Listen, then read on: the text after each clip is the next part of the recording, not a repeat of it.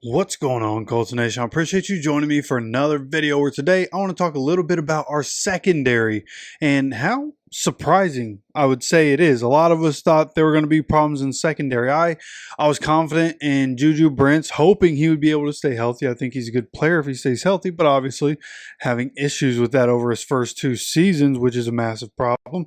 So without him, right, you kind of take him out of the equation, and in this instance, I'm going to make him a depth piece, right? So what this conversation really is like how I think we have our we might have just kind of fallen into our secondary of the future, right? We had questions about Nick Cross, right? And I was somebody here on this channel who had a lot of high hopes for Nick Cross, but just like everybody else, I had my questions, I had my doubts, and hey, what if this guy isn't able to figure it out? What if Gus Bradley and this defense can't figure it out and he's unable to develop into what we thought he could be, and he comes out and he's terrible? But Nick Cross from the get-go has been kind of a saving grace for us. There have been a couple games where he had so many tackles, right? Even in that first game against Houston where we lose, he has 14 tackles. He was, even though they rushed for so many yards, they could have had a lot more rushing yards in that game if not for Nick Cross in that game. So he's been huge this year, continuing to get experience. And again, we have Gus Bradley, so the defense can only do so much, right? And that's kind of the problem, right? And that's kind of what I'm afraid of for this week against who we have to go against, right? Getting the ball in the hands of guys like Tyreek Hill and Jalen Waddle, Devon Achane.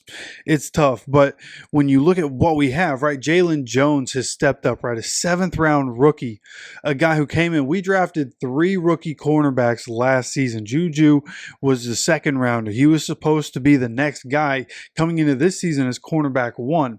Right, Dallas Flowers was that last year. He gets hurt. Juju had an opportunity, but then he gets hurt. So he gets that opportunity again this year, goes down. I thought Jalen played really well last year. He didn't get thrown at a lot last year because he was pretty sticky in coverage. And for when he did, he was usually making the quick tackle, right? Jalen Jones, I thought, did good in his rookie year for the situation that it was. Coming into this year, he's completely taken advantage of the opportunity at cornerback 1. And he looks like a guy that's going to be able to play at that position. Now, something that I think the Colts defense is transitioning into, something that I've heard over the last couple weeks in press conferences, is the man coverage, how we're playing more man coverage because of who we have, which is exactly what we talked about on this channel just a couple weeks ago when I mentioned how the guys that you have, right, you draft certain types of guys, but Gus Bradley, his defense doesn't play towards what you're drafting these guys to do. Chris Ballard has a philosophy, and I think the guys that he drafts are really good. He gets a lot of athletic freaks, yeah, but he gets a lot of guys with the tools and the makeup to be really good NFL players, and I think a lot of them will and can be, and we've seen some of, right? Of course, we have a few stars, Q, JT, some of those guys, but at the end of the day, I feel like Chris Ballard has really done a decent job putting talent on the defense. It's really more Gus Bradley's fault. So when you look at it and you have Jalen Jones, who has all the physical tools to play more man and to really try to put more pressure on receivers, well, you bring in a guy like Samuel Womack, who over in San Francisco, that's what they do. Okay, so he came into the league. Samuel Womack has been in the league learning from that San Francisco system. Hey, we got to be the aggressors on defense. So he's coming in. Jalen Jones, he can be that kind of guy, big physical cornerback. And then you have Kenny, who's 5'9", right, or 5'11", whatever it is. I think he's 5'9", absolute dog though, right, lightning in a bottle. And so you get these guys in the secondary, really physical guys. Nick Cross, Julian Blackmon, not afraid to be physical. We can be really physical in the secondary. So I think we have our secondary of the future. Okay, and that's really what I'm coming out of these weeks talking about, right? And you look at Samuel Womack, somebody that we got off the practice squad from San Francisco in week 5 against the Jaguars, ends up with a grade of 84 from PFF. And of course, we don't take PFF for to be 100% accurate about every player and everything they say.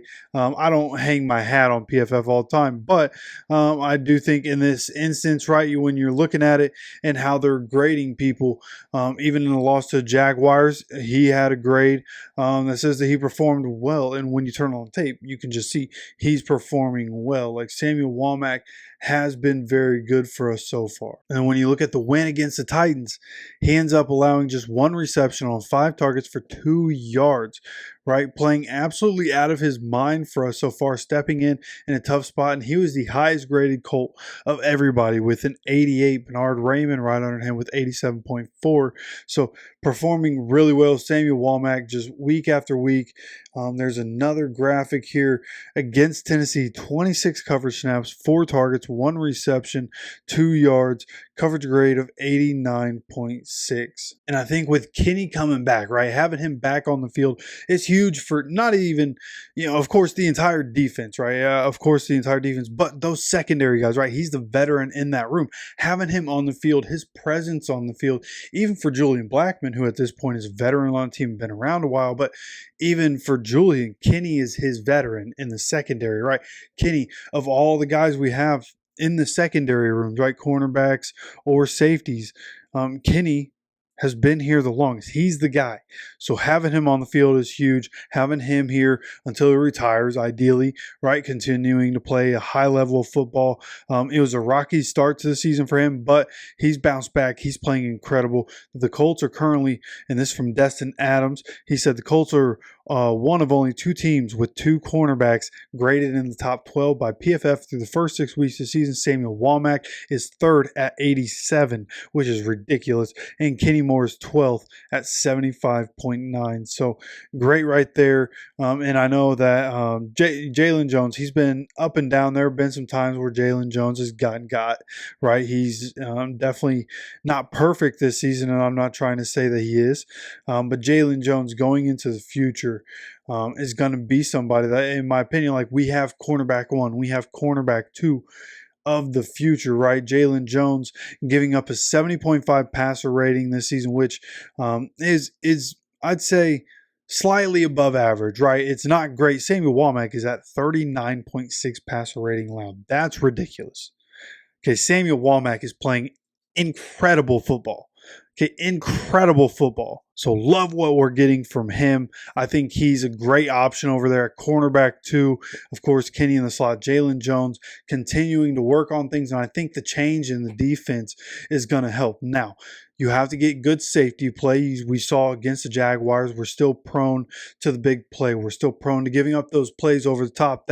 And some of those have been Nick Cross. Some of them are Julian. Right, both safeties have to make sure they're in the right position and helping their guys.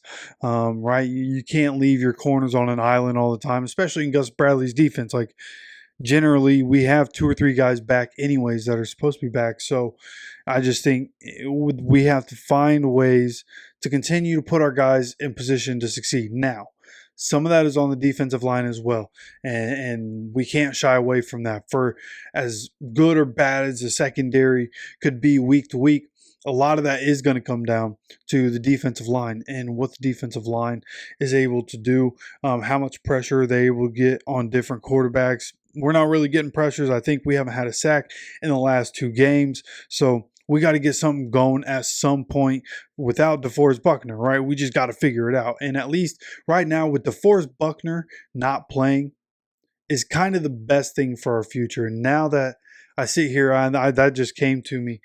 I think that might end up being its own video. So we're going to continue to have more content, going to continue to have more updates as the week goes on and more news comes out about different players. Are they playing? Are they not?